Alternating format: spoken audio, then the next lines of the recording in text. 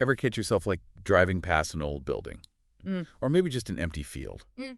And you start to wonder, like, what happened here? Yeah. What's the story of this place? Right. Well, that's what we're doing today. Yeah. We're going deep on one slice of Tennessee land. Okay.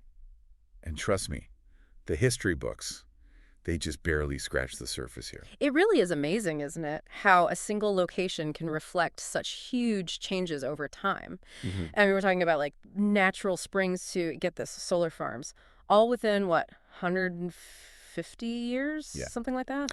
And our deep dive kit is packed for this one. Okay. We've got maps that chart the land's like transformations over time, century-old newspaper clippings, even accounts that mention a certain whiskey baron's family tree Oh, really? rooted right here in this very spot. That's so cool. It really is like piecing together this puzzle, and then the picture just keeps changing every time you add a new piece. Exactly. Okay, so picture this.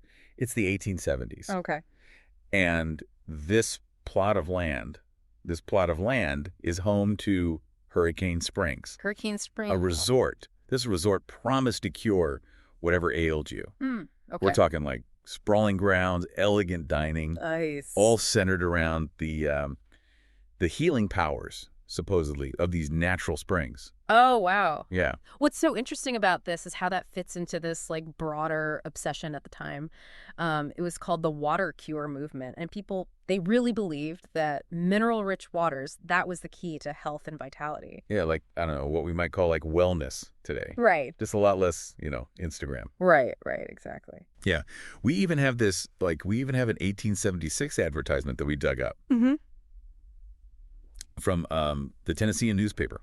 Mm-hmm. And it says that it cost $40 a month for room and board, which might not sound like a lot now. Right. But that translates to roughly like $1,200 a month in today's money. Oh, wow. So. Yeah, this was a certain class of clientele for sure. Right. And then alongside that, there's also this book that we dug up, and it's simply titled Hurricane Springs.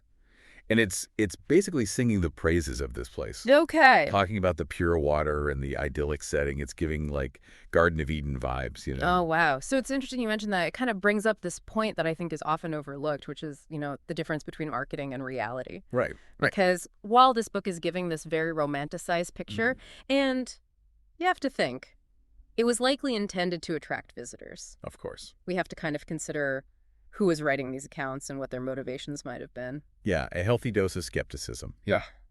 Always a good look when you're digging into the past right now. Yeah, sure. But even with a critical eye, you can't help but, I don't know, I just feel transported back to a time when the idea of like, quote, taking the waters Right. was seen as like cutting edge. Yeah, exactly. It's so true. And these resorts, they weren't just like vacation spots. These were seen as places of healing. Right. They embodied this belief that nature held the key to well-being. But as our historic ecology files reveal, nature has a way of, Yeah. throwing curveballs. Yeah. And in this case, that curveball, it came in the form of a map from 1938. Okay. This is where things start to get like really interesting. Yay. So this map, it was taken from an aerial survey, and it shows the land like it's largely untouched by all the industrial development that was happening in other places. Wow. It's like this, like a snapshot of this bygone era. But then by 1966, things have dramatically changed. So dramatically, that might be an understatement. Okay. Remember those maps that I mentioned? Yeah. The 1966 version shows a landscape that is utterly transformed. Wow. And the reason why is because the Tennessee Valley Authority, or the TVA, they constructed a dam nearby. And this created Timms Ford Lake. Oh, okay. And while this was like, a massive feat of engineering, it came at a price, as they often do. The valleys were flooded, and this displaced families that had called this area home for generations. It's heartbreaking to think about those families having to like start over, their connection to the land just severed by this man-made lake. Yeah. And the historical record mentions, entire communities just uprooted, their way of life just, I don't know, washed away. Yeah, and their stories really do remind us that progress, well, it often leaves a footprint, and sometimes a rather large one. Right. But, as we kind of delve deeper into this, into the history of this land, we find that the story, well, it takes this unexpected turn. Okay. Remember those intriguing mentions of whiskey and ginseng? Oh, absolutely. Yeah. Yeah, it's not every day that we stumble upon a potential link to like a legendary figure like Jack Daniel Right. while we're tracing the history of a piece of land. It's like we're unearthing this like hidden chapter in like a family saga. Yeah. One that's intertwined with the land itself. Right. Our historic ecology files, they point to this woman named Elizabeth Calloway Daniel, or Betty. Okay. And she just happened to be the grandmother of Jasper Jack Daniel, Wow. the man behind the iconic whiskey. So we're not just talking about a resort and a dam. We're talking about a family legacy, like rooted Right. in this very soil. Exactly. What's fascinating is that Betty, she lived to be 97 years old, Wow. which is a remarkable lifespan for the time. And she cultivated ginseng in her garden. Which, that speaks volumes about, the historical significance of ginseng in this region. I mean, now it's considered kind of like this niche health supplement, but back then, this was a highly prized root. People thought it had almost like mythical healing properties. Mm. So while city folk were flocking to resorts like Hurricane Springs, Right. seeking wellness, folks like Betty, they were cultivating their own remedies, Right. passed down through generations. It's like a testament to a different kind of knowledge, like a connection to the land and its secrets. Precisely. And you know those academic articles that you shared? Yeah? They shed light on kind of like the economic side of things. Okay. Ginseng and whiskey, these weren't just local products. These were woven into the fabric of the Appalachian economy. Oh, yeah. They were driving trade, shaping communities, and even influencing social hierarchies. It makes you wonder, did the popularity of Hurricane Springs, with its emphasis on, like, natural beauty Right. and ironically, wellness, Right. did that contribute at all to the preservation of some of the surrounding land? It's really possible. Like, was Betty's ginseng garden, was it spared from clear cutting just because the area had become this, like, destination for those seeking, I don't know, like respite from industrial life? It's a really compelling question. And while the sources don't definitively confirm it, it really highlights the complex interplay between, economic forces and social trends. Yeah. And even environmental outcomes. It seems like a straightforward narrative, but then you look closer and there's all these layers of interconnectedness. Right. It's a good reminder that history, it isn't always linear. Right. It's full of those like unexpected twists Right.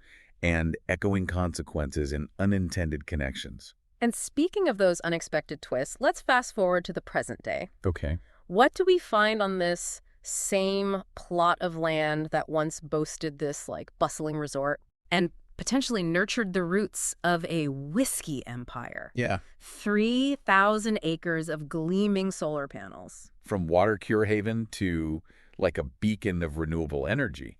Yeah. It's almost poetic, wouldn't you say? It really does. It speaks to the adaptability of the land itself, wouldn't you say? Yeah.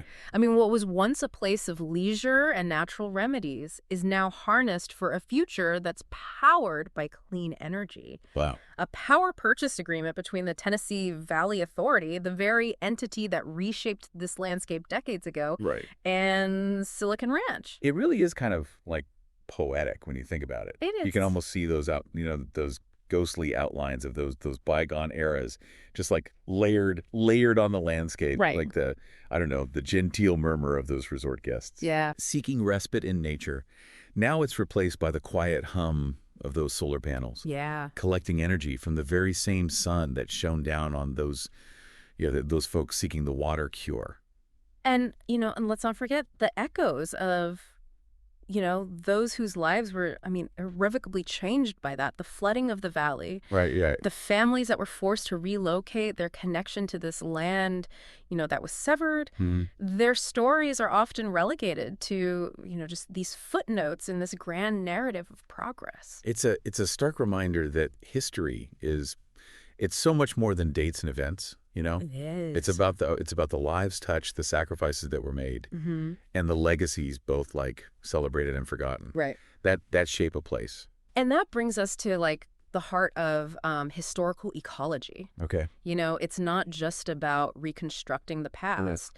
It's about understanding how those layers of history, those echoes of human actions and those environmental responses, how they continue to shape our present and really influence our future. So when we look at those solar panels, we're not just seeing a source of renewable energy. Right. We're seeing this testament to this ongoing, I don't know, like dialogue Yeah. between humankind Right. and the environment. Yes. This dialogue that's, fraught with complexities, contradictions, and just this constant potential for transformation. Precisely. And it begs the question, like, what will future generations, what will they make of this particular chapter in the story of this land? What will they glean from, I don't know, the remnants of resorts, the submerged foundations of homes, Yeah. and these sprawling fields of solar panels? It's like we're tasked with leaving behind this trail of breadcrumbs, Mhm. this tapestry that's woven from the threads of our actions Yes. for future historians to try to decipher.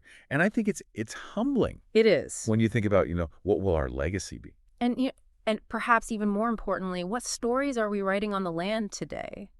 How will our choices, our innovations, our responses to, the challenges of our time, how will they be etched into the landscape for future generations to ponder? Well, on that note, we've journeyed from the heyday of water cures Mm-hmm. to the rise of renewable energy. We- We've encountered, this fascinating cast of characters, Yeah. and we've witnessed this enduring impact of human choices on the land. Absolutely. And as we conclude this deep dive, Yeah. I hope that our listeners will kind of be inspired to look at their own surroundings with fresh eyes, Yeah. to consider, those hidden histories embedded in the places that they call home. Because every place has a story to tell. They do. Every street corner, every park Yeah. bench, Yeah. even that nondescript patch of grass you walk past every day, they all hold secrets. It's true. Whispers of the past, just waiting to be unearthed. So embrace your inner explorer. Ask those questions, dig a little deeper, and who knows what fascinating connections you might uncover right there beneath your feet. Couldn't have said it better myself. Yeah, This has been The Deep Dive, it has. reminding you to always keep those curiosity gears turning